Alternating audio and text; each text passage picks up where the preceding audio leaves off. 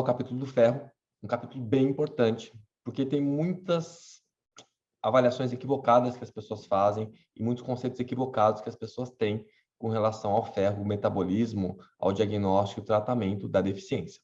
Eu costumo dizer que quem tem deficiência de ferro e também de B12, ao mesmo tempo, não precisa de inimigos, porque o ferro acaba com o vigor físico, a B12 acaba com o vigor mental. A falta dos dois traz uma perda de atividade, uma perda de energia, uma perda de alegria pela vida muito grande.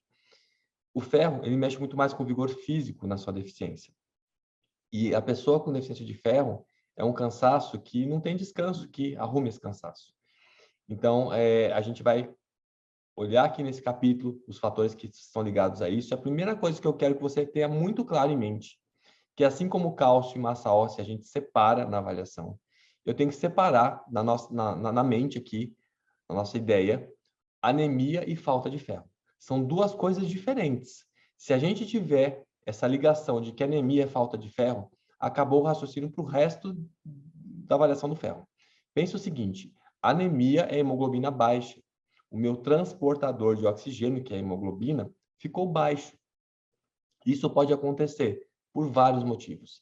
Nutricionalmente, a falta de ferro é a causa mais comum, tá? Assim como pode ter falta de B12, redução de folato. Eu posso ter alterações numa enzima 2,3-DPG, que é intereritrocitária, que vai mudar o grau de hipóxia tecidual, porque vai facilitar eu liberar mais ou menos o oxigênio. Isso vai ser alterado por fósforo, tem relação com glicemia, vai ter relação com a altitude que eu vivo, tem alterações genéticas que mexem com a hemoglobina. Então, tem várias coisas que mudam a hemoglobina de posição. Então, a falta de nutriente, como ferro, B12 e folato, dificulta eu atingir o meu nível ótimo de hemoglobina, mas não é o determinante do nível final de hemoglobina.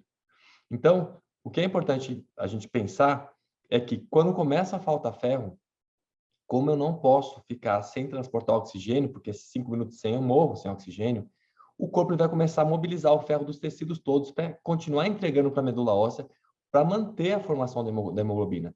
Então, você começa a minguar, reduzir o seu estoque de ferro e vai mantendo a hemoglobina normal. Então, o hemograma não é o exame para diagnosticar ferro, porque a última manifestação que eu vou ter na falta de ferro é a anemia. Então, eu tenho que olhar precocemente por quê? Muito antes da anemia começar a se instalar, já tem muito sintoma, já tem muito impacto metabólico negativo para a imunidade, inclusive, né, para a questão de vigor, disposição, cabelo, unha. Então, a gente precisa, previamente já, identificar uma falta de ferro sem usar o hemograma. Claro que ele vem sempre na nossa avaliação, porque é um exame muito importante, me dá vários elementos de avaliação.